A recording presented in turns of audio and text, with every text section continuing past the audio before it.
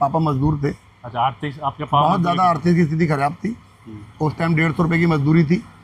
अब 150 रुपये में हम 8 बहन भाई थे। अच्छा, मजदूरी 5वीं क्लास के बाद आप 5वीं की क्लास मजदूरी में चला गया। मजदूरी शुरू कर दिया? हाँ, मजदूरी शुरू कर दी। LLB तो बड़ा संघर्ष रहा LLB करने के लिए। तो मेरे पास तो कुछ भी नहीं था, लोगों के पास तो कुछ है। लोगों के पास तो कुछ है, मेरे पास तो मेरे पैर में चप्पल भी नहीं थी। 2012 में हम लोगों ने अपनी एप्पल वे इंफ्रा सिस्टम के नाम से कंपनी बनाई। फिर पता नहीं था कि मैं राजनीति करूंगा। आज मुझे पता लगता है कि भगवान ने मुझे मोड़ा इस तरफ था कि तुम पॉलिटिकल साइंस से राजनीति करो और तुम वो पॉलिटिकल साइंस MA कर लो और आगे राजनीति में काम आएगा। धर्म कांटे की खुद की कंपनी है, ये मालिक हैं और पूरे भारत में इनके धर्म कांटे लगते हैं। यही एक सवाल है कि कैसे आपने फिर मजदूरी करते करते कंपनी कैसे खड़ा करी? नहीं, 150 रुपए में धान लगाए हैं भाई। 150 रुपये में धान भी लगाए भाई ने? 150 रुपए में धान लगाए हैं भाई। और आज कैसा फील होता है? वो 150 दिन याद आते हैं तो बीच में?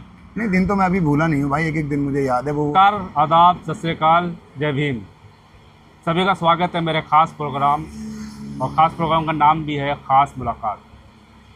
और आज हम बात करेंगे एडवोकेट राम बहादुर सागर जी की। इनके संघर्ष की बात करेंगे, कैसे ये मजदूर से मालिक बने और क्यों ये सोचा कि उन्होंने राजनीति में भी आनी चाहिए। बहुत सारी बातचीत होगी, बहुत सारी गपशप होगी, ये स्ट्रगल है और ये उन युवाओं को भी सीखने की ज़रूरत पड़ेगी जो हमारे देश में 80 से 90% लोग जो है नौकरी करते हैं और नौकरी छोड़ नहीं सकते। बहुत सारे सोचते हैं कि आज ये करेंगे वो करेंगे।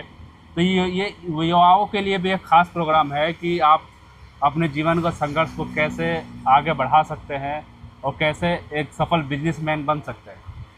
तो स्वागत करते हैं राम बहादुर जी, बहुत बहुत स्वागत है आपके चैनल में। जुनैद भाई, आपका भी बहुत बहुत स्वागत है। और आपसे मिलने का मौका मिला, आप दिल्ली से चलकर यहाँ तक आए हैं, उसके लिए आपको बहुत बहुत बधाई के पात्र हैं। और शुरुआत राम बहादुर जी, ये खास ये कोई इंटरव्यू नहीं है, ये कैसी बातचीत है जैसे हम दोस्त लोग करते हैं। सवाल यही है कि अभी जिस आप मुकाम पे हैं आपको कैसा फील हो रहा है? देखिए जुनैद भाई, आज इस मुकाम पे जो मैं हूँ मुझे बहुत अच्छा फील हो रहा है। आज इस मुकाम पे जहाँ पे मैं हूँ, हजारों लाखों लोग तरस रहे हैं, खास करके मेरे समाज के इस मुकाम तक आने के लिए। बिल्कुल, आपने समाज की बात की। आपको याद बता दें कि ये बहुजन समाज से आते हैं और इस समाज का इतिहास किसी से छुपा नहीं है। कि इस इतिहास में हम तो नहीं जाएंगे, बहुत लंबा हो जाएगा। थोड़ा सा इतिहास बता सकते हैं कि लोग, कहा जाता है 3000 सालों तक शोषण किया गया और उस समाज के आज आप इतने बड़े बिजनेसमैन हैं, क्या कहेंगे? थोड़ा बहुत उस बारे में बताइए। देखिए, ऐसा है, बात समाज की करें तो हमारे समाज में बहुत बड़े बड़े योद्धा रहे। सबसे महामानव, ज्ञान का भंडार, एक तरफ से हमारे भगवान। मतलब लोगों के भगवान तो होंगे, जो होंगे वो होंगे। बिल्कुल, हम किसी के धर्म की बुराई नहीं करते, लेकिन जो हम अपने भगवान को मानते हैं वो हमारे भगवान, हमारे मसीहा, हमारे अन्नदाता, सब कुछ हमारे डॉक्टर बाबा साहब भीमराव अम्बेडकर हैं। बिल्कुल, बिल्कुल, बिल्कुल। अब जैसे आप देख रहे हैं कि उस पीढ़ी में हम तो नहीं थे कि बाबा साहब ने क्या क्या किया, लेकिन जो उनकी किताबें हैं, जो उनके कारनामे हैं, जो इतिहास है, वो हम लोग पढ़ते हैं तो हमें पता लगता है कि भारत देश में अगर कोई विद्वान था और उसने अपना लोहा मनवाया मनोवादियों से, तो वो डॉक्टर बाबा साहब भीमराव अम्बेडकर ही थे, बाकी कोई नहीं था। बिल्कुल सही है। लेकिन यहाँ बात आपकी हो रही है, आपके बचपन में की कहानी पे जाते हैं। क्या बचपन से जब आप, कहाँ से आपकी पढ़ाई शुरू हुई और कौन से स्कूल से आपने पढ़ा? कौन सा वो प्राइवेट स्कूल था, सरकारी स्कूल था? कहाँ से बिलोंग करते हैं? मेरा स्कूल जो था मेरे घर से 4 किलोमीटर की दूरी पे था। प्राइवेट नहीं, सरकारी स्कूल था। हमने सरकारी स्कूल में ही शिक्षा प्राप्त की है, जिसका जगह का नाम था खेमपुर। रामपुर जिला रामपुर में, तहसील बिलासपुर में एक जगह पड़ती है खेमपुर, और हमारा गांव जो पड़ता है वो गंगापुर है। वहाँ से 3 किलोमीटर की दूरी पे था हमारा स्कूल। और जाने का रास्ता आप जुनैद भाई सोच नहीं सकते कि अब तो बहुत व्यवस्था बन गई है।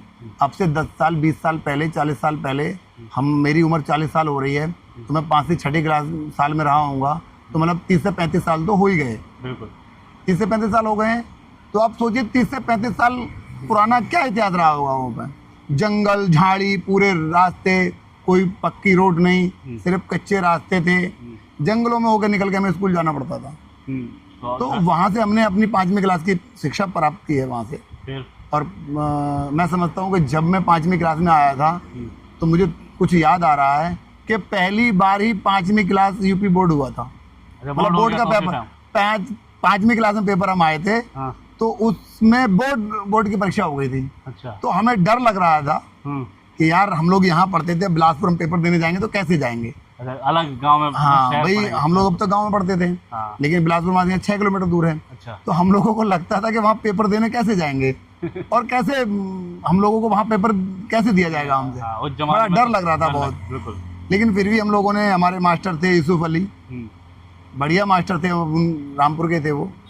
एक मास्टर थे सिद्दत शर्मा जी, और हमारे एक वैसे मास्टर रखे गए थे, उनका नाम था फूल सिंह मास्टर, जो वहाँ के थे, खैमपुर के ही थे। मास्टरों का रोल तो बहुत बड़ा होता है। हाँ, मास्टरों का रोल बहुत बड़ा होता है। तो हम लोग वहाँ पढ़ने जाते थे, वहाँ बुरा हाल था, अभी भी आज भी जर्जर बिल्डिंग थी। हम लोगों से वहाँ पे मास्टर साहब, वहाँ पे बहुत बड़ा जर्जर बिल्डिंग तो चल रही थी, लेकिन फील्ड बहुत था यार वहाँ पे। फील्ड इतना था कि बेहद फील्ड था। हम लोग सब लोग वहाँ खेती करते थे स्कूल में। अच्छा। खेती करने का मजा ही कुछ और था वहाँ पे। फिर हाई स्कूल की पढ़ाई कहाँ से हुई आपकी? हाई स्कूल की पढ़ाई का मेरे लिए प्रॉब्लम हो गई थी। पापा इस लायक थे नहीं। हाँ। हमारे पापा मजदूर थे। अच्छा, आर्थिक आपके पापा बहुत ज़्यादा आर्थिक स्थिति खराब थी। उस टाइम 150 रुपये की मजदूरी थी। अब 150 रुपये में हम 8 बहन भाई थे। 8 भाई? 8 बहन भाई थे। अब 150 रुपये में हमारे पापा जो एक कस्सी खोद के रात और दिन वो कमा के लाते थे, हम लोगों को पालते थे 150 रुपये में। तो स्थिति बहुत ज़्यादा खराब हो गई थी, इसलिए मैं काम में चला गया। अच्छा, 5वीं क्लास के बाद आप 5वीं की क्लास मजदूरी में चला गया। मजदूरी शुरू कर दिया? हाँ, मजदूरी शुरू कर दी मैंने। मजदूरी शुरू करी तो भाई बिलासपुर में करी 2 साल। तो फिर मजदूरी करी आपने? हाँ, बिलासपुर में करी। अच्छा। उसके बाद हम लोग यहाँ पे आए रामपुर में। किसी ने बताया कि वहाँ तुमको वेल्डिंग अच्छा आता है, तो वेल्डिंग का तुम्हारा काम बढ़िया है। वेल्डिंग करना शुरू किया? हाँ, तो वेल्डिंग करना रामपुर चले जाओ, वहाँ बढ़िया रहेगा। हम लोग वेल्डिंग करने रामपुर आ गए। तो रामपुर में एक हमारे राधा रोड पे एक दुकान है मियाँ की, हमने वहाँ हमसे ट्राई करा। तो उन्होंने बताया कि यहाँ पे तो तुम्हारे पास काम नहीं है, लेकिन हाजी कमालुद्दीन अंसारी हैं, उनके पास बहुत बड़ा काम है, आप वहाँ जाके लग सकते हो। हमने वहाँ जाके ट्राई करा, उन्होंने हमें काम कितनी करा। उम्र हो गई लगभग आपकी? उम्र रही होगी 16-17 साल रही होगी ज़्यादा। मतलब 5वीं क्लास के बाद हाँ। काफी गैप हो गया? हाँ, 5वीं क्लास के बाद काफ़ी गैप हो गया था। मतलब 5वीं क्लास में तो उम्र बच्चे के साथ 8 हाँ, 8 साल रही होगी। 8 साल के बाद आप 8 साल मजदूरी शुरू कर दी? हाँ, 8 साल के बाद तो मजदूरी नहीं। हाँ। मतलब जब स्कूल में एडमिशन ही हमारा 6-7 साल बाद हुआ होगा। 5 साल बाद हम लोग 5 साल में 5वीं पास कर लिया था, तो 13-14-15 साल रही होगी उम्र। 13-14 साल में आपने जो हाँ। आपने मजदूरी स्टार्ट कर दी? मजदूरी स्टार्ट कर दी। जो बच्चे बहुत जो ज़्यादा, उम्र हाँ। खेलने की थी, कूदने वो की हमारे थी, आपने उससे मजदूरी वेल्डिंग मजदूरी शुरू कर स्टार्ट दिया। कर फिर रामपुर में आप आए तो वहाँ काम मिला आपको? हाँ, रामपुर में काम मिला। रामपुर में काम मिला और वहाँ पे मतलब 6 महीने मैंने काम किया। तो जो वहाँ पे लड़के काम करते थे, हमारे साथी थे, नईम था, आरिफ था, पटवाई के लड़के थे। तो वो लड़के यहाँ पे कुछ कम काम मिलने की वजह से वो मुरादाबाद चले गए थे। अच्छा। अरे मुरादाबाद चले गए तो वो महीने 15 दिन बाद आते थे इधर घूमने के लिए। उनसे मेरी मुलाकात हुई। जब उनसे मेरी मुलाकात हुई तो वो बोले भाई मैंने पूछा उनसे कि आप कहाँ काम कर रहे हो? कि साहब हम तो मुरादाबाद गोल इंडिया फैक्ट्री में काम कर रहे हैं। तो मैंने कहा यार मुझे भी ले चलो। अच्छा, आपने सोचा थोड़ा 2 रुपये एक्स्ट्रा मिल जाएगा तो? हाँ, मुझे भी ले चलो वहाँ पे। तो वहाँ तनख्वाह हमारे यहाँ तनख्वाह 900 रुपये थी और वहाँ 1200 रुपये महीने की? महीने की 1200 रुपये महीने? हाँ, यहाँ पे 900 रुपये थी, वहाँ 1200 थी। फिर 1200 रुपये तो महीना? मतलब हम जब यहाँ से गए लड़कों के साथ तो फैक्ट्री में वहाँ बड़ी लंबी लाइन लगी थी। अच्छा। बहुत लंबी लाइन लगी थी। और वहाँ पे जब लंबी लाइन लगी थी तो उनसे बुलाया जा रहा था उनको। और जब बुलाया जा रहा था तो सबके किसी का आधार कार्ड देखा जा रहा था, किसी का कुछ देखा जा रहा था। तो जब हम लोग लाइन में आए, नंबर आया तो हमसे पूछा गया आप कहाँ तक पढ़े लिखे हो? तो हमने बताया कि हम तो 5वीं पास थे। तो उन्हें साफ मना कर दिया, एक तो तुम्हारी उम्र कम है, दूसरा तुम्हारे पास कोई पढ़ाई नहीं। कम से कम यहाँ पे 8वीं क्लास के लोग लिए जाते हैं। अच्छा। कम से कम 8 पास होना चाहिए, तब तो आपको नौकरी मिलेगी, अंदर नहीं मिलेगी। अच्छा। फिर क्या? तो जब उन्होंने नौकरी हमें नहीं दी कंपनी की तरफ से, तो जो लड़के गए थे, जो लड़के लेके गए थे, हमने उनसे ही कहा, मैंने कहा तुम ही अपने पास रख लो, तुम ही रख लो अपने पास। तो उन्होंने कहा भाई हम 1200-1300 रुपये तो नहीं दे पाएंगे, आपको 1000 रुपये दे देंगे, आप महीने के काम करो। तो हम वहाँ गोल्ड इंडिया फैक्ट्री में 1000 रुपये महीने में काम शुरू। 1000 रुपये महीने। राम बहादुर, एक बड़ा सवाल मैंने शुरू में आपसे बोला कि एडवोकेट यानी ये वकील है, और इनके बचपन की कहानी मुझे भी पता नहीं थी, आज पता चली कि 5वीं क्लास के बाद ये मजदूरी करने लगे। आप 1000 रुपये महीने में मजदूरी करते थे 5वीं क्लास पर, 17-18 साल की उम्र में लड़के हाई स्कूल कंप्लीट कर लेते हैं, आप 5वीं पास थे। फिर आपने वकालत तक की पढ़ाई कैसे कर दी? अब मैं वही तो बता रहा हूँ आपको, हाँ। वकालत की पढ़ाई मैंने कैसे की। कहाँ से आपको सोचा कि आप जब मुझे पढ़ाई करना बता रहा हूँ ना, वहीं से जो मेरा शिक्षा का बीज है वो मेरी गोल्ड इंडिया फैक्ट्री है। अच्छा, गोल्ड इंडिया फैक्ट्री है। हाँ, दिमाग में यही था कि कंपनी में काम करेंगे, लेकिन कंपनी में एजुकेशन चाहिए, एजुकेशन चाहिए थी। वहाँ से दिमाग घूम गया, क्या पढ़ना। 2 महीने काम किया था हम लोग, वहाँ से फिर वापस आ गए। रामपुर आ गए वापस। मैं रामपुर नहीं, सीधे बिलासपुर गए हम लोग, अपने गाँव घर चले गए। और हमारे एक उस्ताद हैं जिनका नाम है राजेंद्र जी। राजेंद्र, हाँ, तो वो बोले कि आप मेरे साथ काम कर लो और तुम यहाँ पे वेल्डिंग का काम सीखते रहो। मैंने कहा बहुत अच्छी बात है। सीखे हम लोग, वहाँ सीखते रहे, वहाँ मतलब 3-4 महीने काम किया होगा। तो 3-4 महीने काम करने के बाद वहाँ पे एक सरदार जी आए अपना कुछ काम कराने के लिए, उनका कुछ काम रहा होगा वेल्डिंग का। तो हमने उनका काम करके दिया। उनसे हमने भी पूछ लिया, मैंने कहा साहब आपका क्या काम है? तो उन्होंने बताया कि मेरा धर्म कांटे का काम है और वहाँ मेरी कंपनी है, बिलासपुर से रुद्रपुर रोड पे। सत्संग का ऑफिस है, सत्संग का जो घर बना हुआ है उसके सामने उनकी कंपनी थी। तो मैंने कहा साहब हमें रख लो। तो बोले तुम्हें क्या क्या काम आता है? तो मैंने बताया कि मैं अच्छा खासा चूड़ी काटनी हो किसी में खराद का काम करना हो, वेल्डिंग का काम करना हो। मैं उस टाइम खूब मेरा हाथ चल गया था काम में, हाथ चल गया था। तो मैंने कहा मुझे ले चलो आप, तो आप मुझे ले चलो। तो बोले ठीक है आप आ जाओ, कोई दिक्कत नहीं है। लेकिन वही सवाल संघर्ष है कि अब आपको एक चीज़ और बताना है मुझे, वो थोड़े दुख के वीडियो बताऊंगा, वीडियो में बने रहिएगा। कि बड़ा जो ये कहानी है ना बहुत अच्छी है। धर्म कांटे पे ये पहुँचे और उसके आगे कहानी में अभी मैंने खोला नहीं है। सवाल अभी एजुकेशन का है कि आज के वक्त के बता रहा हूँ मैं, आज के वक्त में लोग पढ़ाई छोड़ने के बाद दोबारा पढ़ाई नहीं करते। कई लोग जो पैसे वाले भी होते हैं, मैंने देखा पढ़ाई राम बहादुर भाई छोड़ देते हैं, वो नहीं पढ़ते नहीं कर पाते। लेकिन आप जो आप स्थिति बता रहे हैं, सवाल लोग यही जानना चाहते हैं कि फिर आपने पढ़ाई शुरू कैसे करी? हाँ, तो वही मैं आपको बता रहा हूँ, पढ़ाई शुरू कैसे करी। जब हम लोग वहाँ पे चले गए, सरदार जी के पास चले गए, बिल्कुल काम करने के, सरदार जी के पास काम कर रहे थे। दिमाग में वही था कि पढ़ाई करनी है, दिमाग में वही था पढ़ाई करनी है। तो हमने एक स्कूल पढ़ता है प्राइवेट बिलासपुर से कुआंखेड़े में। अच्छा, कुआंखेड़े में करता है। तो हमने कहा साहब ये सरदार जी ने हमारी मदद करी। उन्होंने बोले जब तुम्हें पढ़ना है तो यहाँ पे काम भी करो और वहाँ से छूट के यहाँ पे आ जाया करिए। बहुत बहुत कम लोग ऐसे मिलते हैं किसी की लाइफ में। तो हमने, क्योंकि जब हमने देखा कि भाई पढ़ाई करनी है, तो उसमें जब आगे बढ़ने का टाइम था तो हमारा सीधे स्कूल हाई स्कूल करने का मन था। सीधे अच्छा, क्योंकि हाई स्कूल पहले 8वीं क्लास से हो जाता था। अच्छा, उस टाइम पे 8वीं क्लास से हाई स्कूल होता था। तो वो बोले कि भाई तुमको 8वीं की मार्कशीट चाहिए, कि आपको 8वीं की मार्कशीट चाहिए, तब तो तुम्हारा फार्म भरा जाएगा हाई स्कूल में। तो मैंने कहा यार अब क्या करें? तो फिर उन्होंने हमारे सरदार जी ने बताया कि आप वहाँ जाके एडमिशन ले लो, काम भी करते रहोगे, पढ़ते भी रहोगे। क्योंकि आप घर में प्राइवेट स्कूल है, आपको जितना करना है 8वीं का पेपर देना है, आप 8वीं का पास हो जाओगे, अपना हाई स्कूल का पेपर भर देना और अपना काम चल जाएगा। अच्छा, मतलब सरदार जी ने मदद करी आपकी पढ़ाई के लिए। बिल्कुल, हाँ, कई लोग उन्होंने गाइड करा हमको, सफ़र में मिल जाते हैं। फिर नहीं, चलिए हाई स्कूल इंटर तक, जैसे मजदूरी करते करते आदमी सोचा चलो किसी तरह हाई स्कूल या इंटर कर लें। ठीक, वकालत ये क्या पड़ी अब मैं बता रहा हूँ ना वकालत की। जैसे वहाँ से हाई स्कूल हमने का फार्म भरने की जरूरत पड़ी तो 8वां पास किया हमने। 3 साल में वहाँ से 8वां पास किया। 3 साल हो गया।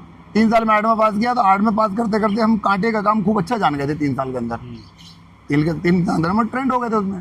तो ट्रेंड हो गए तो सरदार जी ने हमको वहाँ भेजा काम करने के लिए एटा में। हमारा धर्म कांटा लगना था, एटा सरदार जी का ऑर्डर था। 2 कांटे का ऑर्डर थे, एक लाखन सिंह थे, पप्पू यादव थे। आप एटा पहुंचे। तो गाड़ी यहाँ से माल लेके गई तो हमको वहाँ कांटा फिट करने का काम मिले मौका मिला, ठीक है। काम करने का, कांटा फिट करने का मौका मिला। तो जब वो जिनका हमने कांटा फिट किया था उनका किस्मत से हाई स्कूल का कॉलेज भी था, अच्छा स्कूल का कॉलेज। उनका खुद का कॉलेज था, ठीक है। पहली क्लास से लेकर हाई स्कूल था। ठीक है। तो हमने उनसे कहा, मैंने कहा भाई यही हमारा यार, तुम एडमिशन जब हमने उनका काम करा बढ़िया करके तो हमने उनको बताया, मैंने कहा हमने 8वीं पास कर रखा है, हमारा एडमिशन नहीं कर दो। तो उन्होंने फिर बोले भाई यहाँ पे 1000 रुपये लगता है।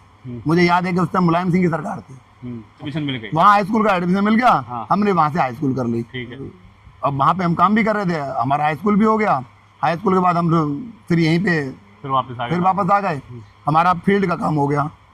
अच्छा, आपको अब सरदार जी क्या है कि फील्ड में भेज लेगा, हाँ। इस शहर का उस शहर आपको कांटा लगाना है, कांटे लगाने जाना है, धर्म कांटा लगाना है। धर्म कांटे का काम करना था, यहाँ से जाना वहाँ जाना। तो अब हमारी पढ़ाई भी अच्छी खासी हो जाती थी, पर हमारा काम भी अच्छा खासा हो रहा था। और ग्रेजुएशन आपने क्या रामपुर से ही किया? नहीं, मैंने इंटरव्यू उसी स्कूल उनका दूसरी ब्रांच थी, हाई स्कूल वहाँ से किया।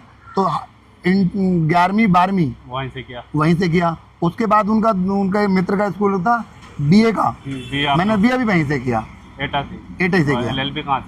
LLB अभी पहले MA तो कर लूँ। अरे MA भी किया आपने? हाँ, MA किया मैंने पॉलिटिकल साइंस से। क्या बात है। तो जब मैं यहाँ पे आ गए, पढ़ाई चलती रही, काम करते रहे, वहाँ पे बहुत अच्छा काम था हमारा, काम करते रहे। जब वहाँ पे आ गए, हमने हाई स्कूल के BA करके हम 2 साल के लिए फिर रुक गए। 2 साल फिर रुक गया। 2 साल फिर रुक गए। और उसके बाद हमारे एक दोस्त हैं बबलू, तो वो पढ़ाई कर रहे थे, MA का पेपर दे रहे थे। बोले हाँ रामपुर, बोले तुमने पढ़ाई छोड़ दी? मैंने कहा हाँ मैंने छोड़ दी। मैंने कहा मैंने तो भाई BA में करके छोड़ दी।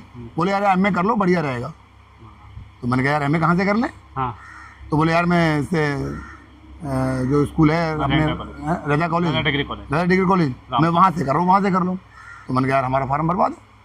तो एक दिन दोनों मित्र गए हम लोग, वहाँ गए, वहाँ से फार्म लेके आए, हमने MA का फॉर्म भी भर दिया। वहाँ MA भी हो गया। MA भी हमने रजा डिग्री कॉलेज से किया। दुर्भाग्य का ये है कि पढ़ाई कम नहीं हो पाई, पूरी हो नहीं पाई, तो नंबर हमारे बहुत कम रहे, लेकिन 3rd डिवीजन से हम लोग वहाँ पे पास हो गए। तो हम लोगों ने पढ़ाई वहाँ से MA की भी रजा डिग्री कॉलेज से पूरी कर ली। फिर LLB कैसे? LLB का तो अभी LLB तो अब की है ना, ये LLB तो बड़ा संघर्ष रहा LLB करने के लिए, तो मजबूरी में की LLB तो भाई। अच्छा, देखिए बिल्कुल बाबा साहब का नाम राम बहादुर जी ने शुरू में लिया, और बाबा साहब ने एक शब्द कहा था कि शिक्षा वो दूध है, शेरनी का दूध है, जो पिएगा वो दहाड़ेगा। वही शब्द है आपके समाज में।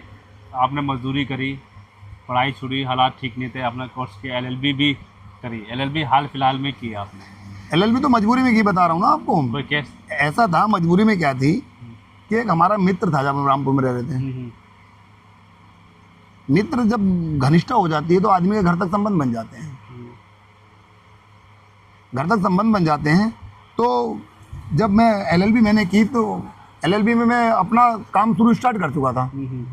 2012-13 में मैंने 12-13 में मैंने काम स्टार्ट कर लिया था। जब काम स्टार्ट कर लिया तो मेरे पास पैसा आ रहा था, जा रहा था, कोई दिक्कत नहीं थी।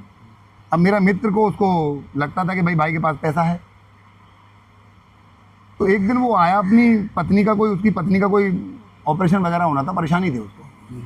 तो मेरे पास आके कहने लगे कि राम बहादुर जी मुझे 20,000 रुपये दे दो। मैंने कहा भाई मेरे पास पैसे नहीं हैं। बोले यार बड़ी दिक्कत की यार, ऐसा है वैसा, उन्हें 1000 बहाने बनाए। वो वकील था, मेरे पड़ोस में रहता था। मैंने उसको 20,000 रुपये का, अपनी करंट अकाउंट का 20,000 रुपये का चेक दे दिया। मैंने करंट अकाउंट का चेक दिया, उसको पता था कि पैसे हैं भाई के पास। उनने उसको 20,000 की जगह 7,20,000 कर लिया। 7,20,000 कर लिया। आगे पेन से लिख लिया और वो बैंक में पहुंच गया। बैंक वालों ने जब देखा उसको, तो बैंक वालों को ओवर राइटिंग लगी उसमें। और ओवर राइटिंग लगने का मतलब ये है कि जब भी कोई पैसा देते थे बड़ा मोटा पेमेंट, फोन करेंगे, वो मुझे फ़ोन करते थे। जैसे उनका मेरे पास फ़ोन आया, मैंने उसको रोक दिया। बस चेक रोकना था, और वो दुश्मन बन गया मेरा। उसने उसको मुकदमे में, कोर्ट में डाल दिया। चेक को हाँ, नहीं, एक में डाल दिया। मेरे पास नोटिस आते हैं, मैंने उसका जवाब दिया, सब कुछ दिया। वो चेक उसका, अब दोनों के चेक को लेके झगड़ा, बोले तुमने 7 लाख का पेमेंट देना है, पंचायतें होने लगी। पैसा तो उसको मैंने 7 लाख का पैसा तो दिया नहीं था, मैं उसको चेक तो दिया नहीं था, फर्जी चेक था उसका। हाँ। तो वो चेक का उसने मेरे साथ उसने फोर्जरी करके, एक इंस्पेक्टर थे दुर्गा सिंह जी, वो उनके साथ बहुत उनके साइड पर सेटिंग थी। उन्होंने क्या करा कि मेरे 2 नोटिस तामील करवा के, 2 नोटिस जो निकले मेरे नॉन अवेलेबल वारंट करवा के मुझे जेल में डलवा दिया। जेल में गए आप? जेल भरवा दिया। जेल में जब जाने का था तो मेरी जमानत क्यों नहीं कर रहा था यहाँ पे रामपुर में? रामपुर में कोई जमानत नहीं कर रहा ना, बोले वकील का मामला हम लेंगे ही नहीं। हमारी पत्नी जी ने बहुत मेहनत करके, हमारी वाइफ ने, वो कहाँ से कैसे कर करके वो जमानत करवाई। और जमानत पे जब मैं बाहर आया तो मुझे पता लगा था कि मेरे जो सगे मित्र थे, जो मेरे बहुत खास लोग हैं, उन्होंने मेरी जमानत नहीं ली। दोस्तों ने। मुझे बहुत बुरा लगा। मैं कोई बात नहीं, अब वो मुकदमा चल रहा था, जब मैं कोर्ट जाया करूं वकील अपनी बदतमीजी करा करे, मुझे मारने तोड़ने की बात करा करे। एक दिन तो ऐसा हुआ कि मैं इस चेक की तारीख लेके आ रहा था, वो 4-5 लड़के वकील के साथ मेरे साथ लग गए और उन्होंने मेरे साथ मारपीट की रामपुर में। जब उन्होंने मारपीट की तब मुझे लगा कि कोर्ट में जब आना चाहिए कि जब हमारे पास वकील होना चाहिए। तब मैंने उसने मुझे वकील बनाया, उस चेक ने मुझे। आपने सोचा कि अब मैं खुद वकील बनूंगा और अपना मुकदमा लड़ूंगा और अपने काम करूंगा, तब इससे पंगा लूंगा मैं। देखिए कितना संघर्ष है कि एक प्रेरणा मिली, इनको फंसाया गया इन्हीं के दोस्त ने, और उसके बाद इन्होंने सोचा कि क्यों ना अब मैं खुद वकील बनूंगा और अपना मुकदमा लड़ूंगा। फिर आपने वकालत की पढ़ाई करी? वकालत करी, LLB कर ली। अब मैंने 2023 में मेरी फाइनल हो गई थी। चलिए, लेकिन आप नहीं, सॉरी 24 में फाइनल हुई मेरी। लेकिन आप कंफ्यूज हो गए होंगे एक चीज़ पे कि जो बंदा मजदूरी कर रहा है उसके पास 7 लाख रुपए अकाउंट में कहाँ से आए होंगे जो इन्हें चेक फंसाया गया। तो अब कहानी थोड़ा पीछे लेके चलते हैं हम। अभी हम 2024 तक इनको केस उसवा या वकालत कर चुके हैं। अब हम चलते हैं पीछे। मजदूरी करते थे आप, 7 लाख रुपए कहाँ था? नहीं भाई, मजदूरी तो मैं 2002 में 3 में करता था ना, 99 में करता, 2000 में करता था मजदूरी। अब 2012 की बात बता रहा हूँ ना, मैंने कांटे का काम सीख चुका था ना पूरी तरह से। बिल्कुल। सवाल ये है कि धर्म कांटे पे, जिस धर्म कांटे पे मजदूरी करते थे, और उसका सस्पेंस में जो बताया था, जो सस्पेंस वो खोलता हूँ, आज ये अपने धर्म कांटे की खुद की कंपनी है, ये मालिक हैं और पूरे भारत में इनके धर्म कांटे लगते हैं। यही एक सवाल है कि कैसे आपने फिर मजदूरी करते करते कंपनी कैसे खड़ा करी? मजदूरी नहीं, 2012 में मैंने अपनी कंपनी बना ली थी। हम वही तो मैं सोच कह रहा हूँ कि पहले आप काम करते थे इधर उधर, आपने कैसे कंपनी बनाई? क्या कंपनी बनाने का भी अब बहुत बड़ा मुद्दा रहा, आपको बताऊं मैं। ऐसा था, कंपनी बनाने का कोई मतलब नहीं था, हमें तो पता भी नहीं था कंपनी होती क्या चीज़ है। बिल्कुल। लेकिन क्या हुआ कि जिस कंपनी में हम काम करते थे, सरदार 2 पार्टनर थे, एक थे दिलबाग सिंह, एक थे जर्नल सिंह। तो दोनों पार्टनरों में कहीं ना कहीं झगड़ा हो गया था बुरी तरह से। तो वो कंपनी जो है बर्बाद होने के कगार पे थी। सरदार जी? हाँ, सरदार जी पार्टनर अलग अलग हो रहे थे। तो एक पार्टनर इधर जा रहा था, एक पार्टनर अलग जा रहा था। एक पार्टनर ने कंपनी ले ली और एक पार्टनर कंपनी से निकल गया था। जिस पार्टनर ने कंपनी ली थी उस पार्टनर के हम खात नहीं थे, जो निकला था पार्टनर उसके खात थे हम। अच्छा, तो आपको भी निकाल दिया गया? हम भी निकल गए कंपनी से। जैसे कंपनी से निकले तो हमने सरदार जी का काम ना लेके हम यहाँ पे रामपुर में आ गए। अच्छा। रामपुर में आने का एक बबलू मुनन खां है, बबलू खां मुनन खां आज तो बहुत बड़ी हस्ती हैं जी। जब हम लोगों ने उनका कांटा लगाया था कंपनी के साथ, पहला कांटा आपका वही? हाँ। अपना? नहीं, हाँ, मेरा अपना कांटा है। मेरा उस टाइम कंपनी नहीं थी। हाँ। तो मैंने वो कांटा उनका माल ला के असेंबल करके दिया था 25,000 रुपये उस टाइम पे 2012 के थे? हाँ, नहीं, उनका जो कांटा था 2012 का नहीं है, वो है उनका क्या कहते हैं 2010 के समथिंग का। 10 में आपने एक मतलब बिना एक कंपनी की शुरुआत, बिना कंपनी के ही, मतलब आपने अपने काम की शुरुआत 2010 में कर दी? मैंने अपने काम की क्या करी भाई, मेरे पास कोई काम नहीं था, परेशान थे। तो जब उनसे बात करी तो उनका कांटा लगना था एनजी प्लाई में, एनजी प्लाई में कांटा लगना था। तो जब मैं कंपनी में काम करता था, कांटे की कंपनी में, तो वो मुझे जानते थे कि ये अच्छा मेहनती आदमी है। तो उन्होंने मुझसे, मैंने उनसे संपर्क किया उनके काम के लिए। तो उन्होंने बताया कि भाई मेरा कांटा लगना है, लगा दो। तो मैंने उनको कांटा लगा दिया। जैसे उनका कांटा लगाया मेरी हिम्मत बढ़ गई, कांटा चालू कर दिया। पहला कांटा मेरा बबलू खान मुनन खान की फैक्ट्री का लगा हुआ है एनजी प्लाई में। आपको हिम्मत तब हाँ। बढ़ेगी अब मेरी फिर। तो जैसे ही उनका काम शुरू करा, ऐसी एक फैसल लाला थे यहाँ पे रामपुर में, अभी भी हैं। फैसल लाला हैं। उनकी सपोर्ट मिली, अच्छा। उनकी सपोर्ट मिली। उनके यहाँ पे हमने अपना ऑफिस बनाया बरेली गेट पे। अच्छा। बरेली गेट पे ऑफिस बनाया, वहीं से हमने काम शुरू कर दिया। एक लाइसेंस लिया हमने, कंपनी बनाई? हाँ। Private limited company? Private limited नहीं, खाली एक रिपेयरिंग के कांटे का लाइसेंस लिया हमने। तो उस टाइम से पेरिंग का? हाँ, इंस्पेक्टर हुआ करते थे सूर्यवान यहाँ पे, तो उनसे हम मिले, वो हमारे समाज के ही थे। तो उन्होंने हमें एक लाइसेंस दिया कांटे की रिपेयरिंग करने का। वो हमने वहाँ पे ऑफिस खोला, और ऑफिस खोलने के बाद 2-3 साल तो हमने 2 साल तो काम किया ऐसे ही, मतलब जैसे भी, कैसे भी लगाते रहे। हाँ, उल्टे सीधे काम करते रहे। लेकिन 2012 में हम लोगों ने अपनी एप्पल विंग इंफ्रा सिस्टम के नाम से कंपनी बनाई, बिल्कुल। और एप्पल विंग इंफ्रा सिस्टम के नाम से कंपनी बनाई, और 2012 से फिर हमने काम अपना स्टार्ट किया। 2012 में आपने कंपनी के संस्थापक, आपने हाँ। कंपनी बना ली। देखिए, तो ये संघर्ष की कहानी कहाँ से कहाँ तक पहुँची है, और आज जिस धर्म कांटे में ये काम करते थे भाई, आज इनकी अपनी खुद की कंपनी है, और खुद की कंपनी सिर्फ रामपुर में नहीं है, शायद पूरे भारत में आपकी धर्म। हाँ, भारत है, आसाम है, बंगाल है, उड़ीसा और कई है, राज्यों में, हर मेघालय है, पंजाब है, इधर महाराष्ट्र है, आज एक सफल बिजनेसमैन। उड़ीसा है, उन सब में आज ऊपर वाले की दुआ से जो मुझे दिखता है कि मैं समझता हूँ कि रामपुर के पूरे ज़िले की बात करें तो मैं समझता हूँ बिजनेस मैन में अगर किसी का नाम आता होगा तो वो राम बहादुर का आता होगा। और दूसरी आज बात, लोग कहते हैं कि अरे हमारे पास तो पैसा नहीं है, कुछ नहीं है, मैं कैसे कर पाऊंगा।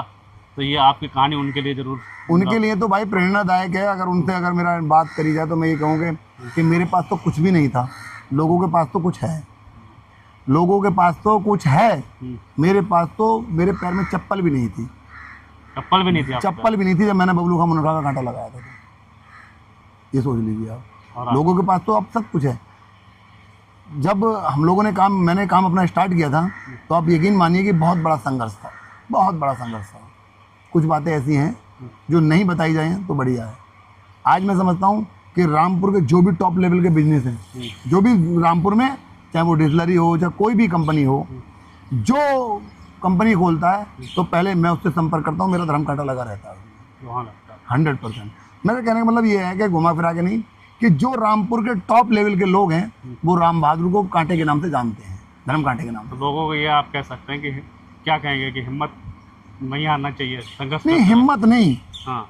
देखिए, मैंने भी कुछ बीच में जो बताने वाली चीज़ है, वो सबसे बताने वाली चीज़ है, सबसे बेटर चीज़ ये है। जैसे कुछ, जैसे मेरे 2012 के बाद पैसे आया मेरे पास, कांटे काम शुरू करा, पैसा आ गया, बढ़िया रहा, अच्छा पैसा कमाया मैंने लोगों के साथ जुड़ के। क्योंकि मेरी एक 2,000-3,000 रुपये की सैलरी का काम करता था, मैं अब 10,000, 50,000, 20,000 कमाने लगा कांटा। एक महीने में मैं 15 दिन में कांटा कंप्लीट कर देता था।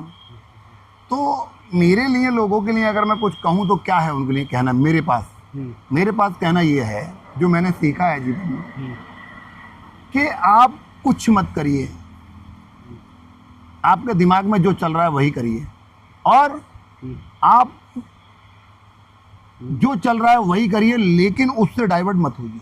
मतलब एक पथ पे मेहनत करते रहिए, एक तरफा मेहनत करते रहिए, फल मिलता एक है। तरफा मेहनत करते रहिए, और उसको आप लगे रहिए। तो मैं समझता हूँ कि आज मैं यहाँ बैठा हूँ, मुझे खुद नहीं पता कि मैं कैसे पहुँच गया हूँ यहाँ पे, टॉप लेवल में कैसे आ गया मैं, खुद नहीं पता मुझे। भाई मैं शुरू में जो कहा, बस दिमाग यही लगा रहा कि मेहनत करूँगा। बीच में मैं भटका भी, जब मेरे पास कांटे के काम से पैसा आया तो मैंने गाड़ी घोड़े का काम चलाया, एक छोटी गाड़ी, छोटा हाथी भी लिया, बड़ी गाड़ी भी ली, और भी बिजनेस, और भी खेती बिजनेस के भी काम किए, किसानी के काम किए, कि ठेके की 20-20 एकड़ ज़मीन लेके मैंने उस पर खेती करने की कोशिश करी। लोग कहते थे बहुत फ़ायदा हुआ, नहीं, कुछ नहीं हुआ, मेरा सारा नुकसान हुआ वहाँ पे। जो चीज़ आप जानते थे वही करनी उससे में है। फ़ायदा है। बस आप जाने या ना जाने, लोगों से मेरा एक ही निवेदन है, आप जाने या ना जाने, जो दिमाग में आपके चल रहा है, मुझे ये करना, मुझे ये अच्छा लगता है, बस उसी को दिमाग में ला के उसको बाहर ले आए दिमाग से, और कहीं देखें ही नहीं। आप कई बार तो देखिए, मैं जो कहने वाली बात है, आप जिस काम को भी कर रहे हैं, एक घोड़ा देखा होगा आपने, घोड़ा को क्यों मंजिल मिलती है, कि घोड़े के पीछे से पट्टे लगा दिए जाते हैं ऐसे करके, कि भाई तुझे सीधा चलना है। चलना तो जब वो टेढ़ा चलेगा, इधर देखेगा तो दिखेगा ही नहीं। एक्सीडेंट हो जाएगा उसका, वो दिखेगा ही नहीं, ऐसा लगा एक्सीडेंट हो जाएगा। इसीलिए लगाया जाता है, वो उसके ऊपर यही लगा, इसीलिए लगाया जाता है कि उसको दिखे ना इधर उधर, वो सीधा चल। वो सीधे चलते तभी वो मंजिल पे पा जाता तो है। हम मतलब युवाओं को यही है कि आप एक हाफ पट्टी लगा लो और एक सामने एक लक्ष्य लगा लो। लक्ष्य लगा लो और चलते रहो, कहीं ना कहीं तो तुम्हारे पास आ ही जाएगा। हाँ, संघर्ष होंगे आप तो बनाओ, तो जब आप जैसे मैंने उस टाइम एक बेकार में तुम्हें बताऊं, जब मैंने ये काम किया तो मैंने कसम भी खाई थी, अच्छा कसम खाई थी कि मुझे काम करना है तो वेल्डिंग का करना है, इसके अलावा कोई काम नहीं करना, तो कोई काम नहीं। कोई काम नहीं करना। आज वेल्डिंग के काम में बहुत सफल हूँ, बहुत सफल हूँ। बिल्कुल। लोग जो समाज के लोग हैं वो कहते हैं भाई यार ये छोटा है, वो छोटा है, वो काम नहीं करेंगे, वो काम नहीं करेंगे। तो मैंने जो मेरी नॉलेज में है, जिन लोगों से मैं मिला हूँ और जिनके मैंने कांटे लगाए हैं, जूते पॉलिश करने वाले को मैंने चमड़े के जूते की फैक्ट्री लगाते हुए देखा है। जूते पॉलिश करने वाले को, आगरा में मेरे मित्र एक ऐसे मित्र हैं कि जो पॉलिश करते थे, आज वो जूते की फैक्ट्री लगाए बैठे हैं। बहुत सारे, बिल्कुल। और किसी बताऊँ, मेरे एक रिश्तेदार ही हैं भाई। हाँ, अच्छा, मैनपुरी में जूते का काम करते थे, आज उनकी कंपनी चल रही है नोएडा में? नहीं, उसमें आगरा में जूते की। बहुत बढ़िया। कभी मुलाकात होगी तो उनसे भी बातचीत करने की कोशिश बिल्कुल। जरूर करेंगे कि कैसे संघर्ष है। लेकिन सवाल ये देखिए, जिस आज जिनके पास उस समय में चप्पल नहीं थी और आज ऊपर वाले के शुक्र से हर चीज़ है। सिर्फ इसके पीछे कोई शॉर्टकट आप ढूंढेंगे कि शॉर्टकट कुछ नहीं है। शॉर्टकट यही है, राम बहादुर जी ने बताया कि मेहनत और लक्ष्य, एक लक्ष्य बनाना है और मेहनत से उस पर चलते चले जाना है। तो सवाल ये है कि आप राजनीति भी, मैं सुनना है कि राजनीति भी करने लगे हैं, तो राजनीति का क्या जरूरत पड़ गई भाई साहब? राजनीति से तो देखो ऐसा है कि मैं आपको बताऊं, राजनीति में कुछ चीज़ें ऐसी होती हैं जो बहुत परेशानी की होती हैं। अब मामला ये है कि जो मेरे साथ परेशानी आती गई हैं, मैं उसको फेस करता गया।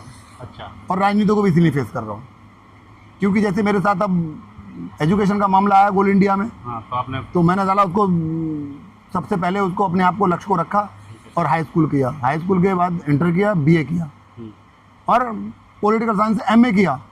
जब मैंने पॉलिटिकल साइंस से एमए किया तो मुझे पता भी नहीं था कि मैं राजनीति करूंगा यार। अच्छा, बिल्कुल पता नहीं था कि मैं राजनीति करूंगा। आज मुझे पता लगता है कि भगवान ने मुझे मोड़ा इस तरफ था कि तुम पॉलिटिकल साइंस से राजनीति करो और तुम वो पॉलिटिकल साइंस एमए कर लो और आगे राजनीति में काम आएगा। बहुत बढ़िया, बिल्कुल राजनीति में काम आएगा। राजनीति कर रहे हैं और जैसा मैंने शुरू में कहा था, मजदूर से मालिक तक की कहानी।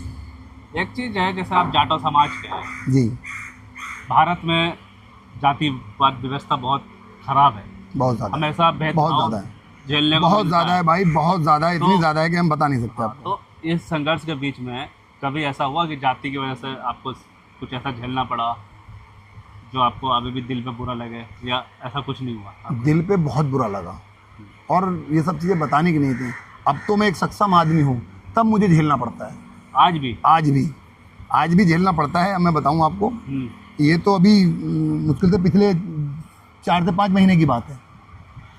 एक साहिवान बरेली से मेरे पास कांटा लेने आए, कोई आदमी कांटा धर्म कांटा लेने आए, 2 बाप बेटे थे। ठीक है, नाम हमारी- हम नहीं बताएंगे क्योंकि हाँ, नाम जरूरी नहीं बताना। कोई नहीं। अच्छा, मेरे ऑफिस में बाबा साहब की तस्वीर के अलावा किसी की कोई पूजा नहीं होती, हाँ, किसी की कोई पूजा नहीं। बाबा साहब की तस्वीर लगी हुई है, इसके अलावा मुझे कोई मतलब नहीं। वो आए, वहाँ बैठे, यहाँ बरेली से चल के आए मेरे पास, मोटरसाइकिल से आए थे, यहाँ बैठे रहे और सब काम होते रहे। बाबा साहब को उन्होंने देख लिया, लेकिन वो उनको भाप नहीं पाए कि ये हम कौन लोग हैं। बट अब डील फाइनल हो गई, एडवांस का मामला आ गया। ठीक है, 50,000 एडवांस देने की बात आ गई, वो निकालने लगे। तो हमारे एक ऑफिस में बैठे थे, जो ऑफिस का स्टाफ था वो बैठा था, तो उसने कह दिया कि सर आज देसी मुर्गा है, खाओगे आप? उनके सामने कह दिया। वो आया, पता नहीं कहाँ से आ गया। एक हमारा मित्र है यहाँ पे आगापुर में, वो नॉनवेज के हम शौकीन है, तो वो देसी मुर्गा ला के देता रहता है। डील फाइनल हो रही थी, वो यहाँ से आके बैठ गया। उसने बोले सर मुर्गा है देसी, आज खाओगे? तो मैंने उसकी तरफ को घूरा भी, तो मैंने उसको मना करा, मैंने कहा आज नहीं, इशारों में बोला। जैसे ही मैंने उनको बोला कि मुर्गा खाओगे, उनने बोला, तो वैसे ही जो बैठे थे दोनों बाप बेटे, वो सटपटा गए। वो थोड़े से हाँ नर्वस हुए तो वो उन्होंने बात छेड़ दी कौन सी बिरादरी के? कि आप कौन सी बिरादरी से हो। तो हमने बता दिया हम तो जाटा में। जाटा, मैंने कहा आप कौन हो? बोले हम राजपूत हैं। तो भाई ये बोले ये मुर्गे की बात कर रहे हैं। तो मैंने यार मैं तो खा लेता हूँ, मैं तो मुर्गा खा लेता हूँ। तो बोले अच्छा हम नहीं खाते। उन्होंने फिर अपनी बात है एडवांस की बात छोड़ के दूसरी उन्होंने बात वो जा बिरादरीवाद छेड़ दिया। बिरादरीवाद छेड़ दिया। बात यहाँ तक पहुँच गई कि जो डील बिल्कुल फाइनल हुई थी, तो क्या? पैसे देने थे, वो बिना पैसे के कांटा लिए ही चले गए। ना काटे लिए ना पैसे लिए, कुछ नहीं, बिरादरी की वजह से, सिर्फ जाति के वजह जाति की वजह से से। मतलब अभी भी झेलना पड़ता है। झेलना। इतना बड़ा सफर। वो बोले तुम जाटा बिरादरी को हमारे घर पे आओगे, हमारे बर्तन पानी पियोगे, ऐसा है वैसा है, मतलब 50 उनमें बातें की, हम आपसे कांटा लेके नहीं जाएंगे। ये सोच इस तरह लीजिए, की बातें करिए। इस तरीके की बात सोच लीजिए। और ऐसा भी बता दूं उनको, ये तो छोटा सा दर्द है, ये तो ऑफिस का दर्द है। मेरी बड़ी बड़ी डीलें कैंसिल हो जाती हैं जाति के नाम पर। मतलब लोग बड़े बड़े लोग, हाँ, लोग जो बड़े लोग हैं वो कहते हैं कि भाई अच्छा, अरे यार इनसे काम नहीं कर पाएंगे। मतलब पढ़ लिख लिए हैं, बड़े बड़े बिजनेसमैन बन गए, लेकिन सोच नहीं बदली। वही है, मुझसे आज कुछ लोग ऐसे हैं जो मजबूरी में काम कराते हैं। अच्छा, मजबूरी में मुझसे काम कराने वाले लोग हैं। तो ये धर्मवाद जाति जो है बात सिर्फ हिंदू धर्म में भी है कि मुस्लिम धर्म में भी कुछ होता है कि मुस्लिम भी नहीं, नहीं मुस्लिम देखिए, मुस्लिम में भी बेकार में तुम्हें बताऊं, मुस्लिम बात भी है। कहते? उसमें भी कहते हैं हाँ हाँ, जाट बिल्कुल बिल्कुल बिल्कुल। नहीं, ऐसा नहीं कहते जाटा वोट नहीं लगवाएंगे, ऐसा तो किसी मुस्लिम ने नहीं कहा। हाँ। ऐसा नहीं है, हाँ। ऐसा नहीं है कि भाई उन्होंने मुझे प्रताड़ित किया होगा। लेकिन उसका दूसरा पहलू देखिए आप। आज मैं जाटा बिरादरी से हूँ, उनके लिए जाटा बिरादरी मायना नहीं रखती। उनके लिए जाटव हो, पंडित हो, ठाकुर हो, धोबी हो, धानुक हो, कोई भी हो, उनके लिए ये मायना रखता है। मुस्लिम समाज में ये मायना जरूर रखता है भाई। ये अभी शुरू हुआ या पहले? नहीं, पहले से था कि एक तरफ आपके साथ कांटा बेचने वाला मुस्लिम आ जाए और एक तरफ हिंदू आ जाए, तो इसमें अंतर आ जाएगा। वो किसी भी टाइम हम लोगों को कांटा नहीं देते। कुछ लोगों से मेरी ऐसी बात हुई है। चलिए। कुछ लोग तो मेरे बहुत अच्छे हैं, जैसे मैंने फैसल लाला का नाम लिया, नहीं, कई लोग मुनन हैं। खां का नाम लिया, बबलू खां का नाम लिया। इन लोगों ने तो कभी आज तक मुझसे कोई नहीं किया। लेकिन कुछ लोग रामपुर में ही मैंने देखे हैं कि भाई हम उनसे लाख गुना अच्छा काम करते हैं। मेरी बात समझना समझ गया मैं। भाई। हम लोग 3 साल की गारंटी देते हैं कांटे की। मेरे पास पढ़े लिखे इंजीनियर हैं, जो मेरे पास स्टाफ है वो इंजीनियर है, पढ़े लिखे हैं, और एक अनपढ़ बैठा है। मैं कार से कांटे की सर्विस देता हूँ, कमाऊँ ना कमाऊँ एक अलग बात है। कार से सर्विस देते हैं, 24 घंटे सर्विस देता हूँ।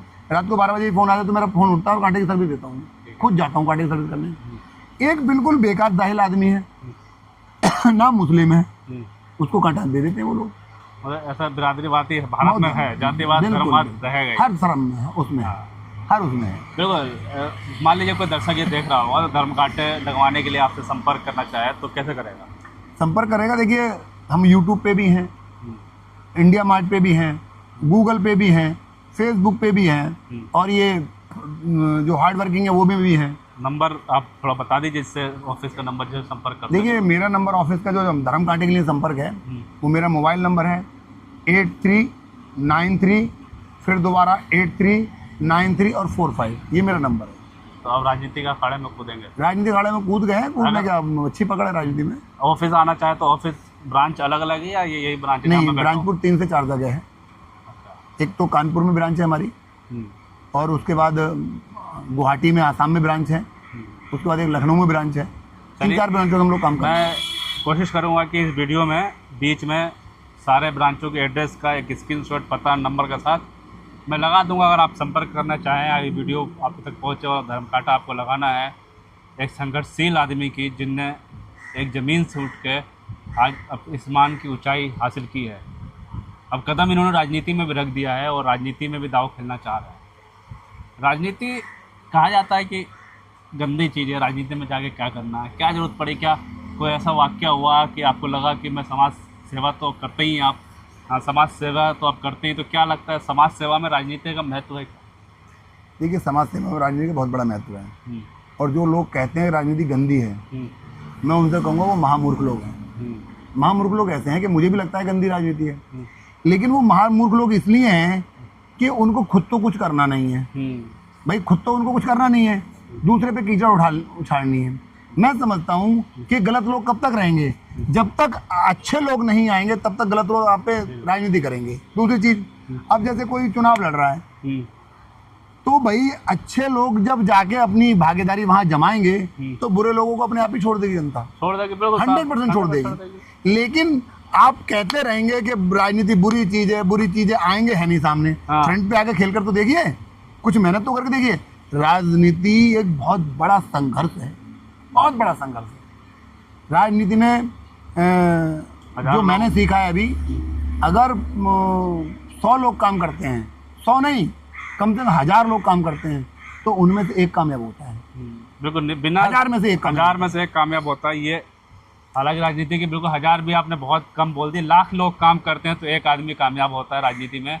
लेकिन राम बहादुर जी लगातार अपने क्षेत्र में, अपने समाज में या किसी भी जाति बिरादरी नहीं देखते हैं, ये मदद करते हैं। समाज सेवा ये लगभग कई सालों से कर रहे हैं, जब से मैं जानता हूँ तब से तो मैं कई समाज सेवा करते हैं, और इस समाज सेवाओं को आगे बढ़ाने के लिए इन्होंने राजनीति में कदम रखा है और उन्होंने कदम रख दिया कि रास्ते पे चल रहे हैं। हो सकता है कि आगे कुछ और आगे बढ़े। राजनीति में क्या होगा ये तो आगे बताएंगे, लेकिन जिस वजह से मैंने शुरुआत की थी, मुझे भी इनकी कहानी नहीं पता कि कैसे इन्होंने मजदूरी से स्टार्ट की। 300 रुपये से 900 रुपये महीना कमाने वाले आज एक बड़े बिजनेसमैन हैं। 900 रुपये नहीं, 150 रुपये में धान लगाए हैं भाई। 150 रुपये में धान भी लगाए भाई ने। 150 रुपये में धान लगाए हैं भाई। और आज कैसा फील होता है? वो अरे 150 दिन बहुत- याद आते हैं तो बहुत- बीच में नहीं, दिन तो मैं अभी भूला नहीं हूँ भाई, एक एक दिन मुझे याद है, वो संघर्ष हर चीज़ याद है। यही इसीलिए अच्छे इंसान है। वो कहा जाता है ना कि कुछ लोग नया नया पैसा आता है तो वो पुराने अपने दिल भूल जाते हैं। राम बहादुर जी अपने वो दिन नहीं भूले। मैं अपना एक दिन भी नहीं भूला हूँ। यही वो खासियत है जो इनको एक अच्छा इंसान बनाता है। क्योंकि कई कहावत है कि कई लोग बदल जाते हैं कि तुम्हारा लहजा बता रहा है कि तुम्हारी दौलत नई नहीं है। तो आज राम बहादुर जी से मिलकर मुझे साफ तौर पर ये लग रहा है कि ये जो शेर है ये हर किसी पे लागू नहीं होता। जो अपने संघर्ष के दिन याद रखता है वो आगे चल के और बड़ा कामयाब होता है। 150 रुपये में धान लगाने वाले ये व्यक्ति आज जो है एक बहुत बड़े बिजनेसमैन है, एक कंपनी के मालिक हैं, एक धर्म कांटे के मालिक है। जिस धर्म कांटे में इन्होंने काम किया आज उनकी खुद की फैक्ट्री है। मैं फैक्ट्री के नाम और नंबर सब कुछ मैं इस पर डिटेल नीचे मैं लिख दूंगा, जिस अगर आपको संपर्क करना है। पूरे भारत में किसी भी राज्य में ये धर्म कांटे इनके लगाते हैं। 24 घंटे इनकी सर्विस उपलब्ध है। कैसी लगी राम बहादुर जी की कहानी? क्या इसने इस कहानी से कुछ सीखा? अगर आप हमें कमेंट बॉक्स में ज़रूर बताएं, और आपको ये संघर्ष अच्छा लगा तो ज़रूर इस वीडियो को आगे बढ़ाएं, ताकि हमारे युवा, आज के युवा, वो गरीब व्यक्ति भी जो मजदूरी कर रहा है वो भी उसके दिल में लगे कि अगर हम मेहनत करते रहेंगे तो कुछ ना कुछ हमें अच्छा ज़रूर मिलेगा। इसलिए अच्छी वीडियो को आगे ज़रूर बढ़ाइए। फिर हम ये हमारा पहला प्रोग्राम था, ऐसे हम शख्स से मिलते रहेंगे जो ज़मीन से लेके आसमान तक का सफ़र हासिल किया उन्होंने, और सभी से हम मिलकर बातचीत करेंगे ख़ास प्रोग्राम में। कैसा लगा आपको ये मेरा ख़ास प्रोग्राम? कमेंट बॉक्स में ज़रूर बताया करिए, ताकि हमारी हिम्मत बढ़ती है और हम और आगे काम करते हैं और लोगों की कहानी आप तक पहुंचाते हैं। तब तक के लिए हम आपसे इजाज़त लेते हैं। नमस्कार। नमस्कार भाई।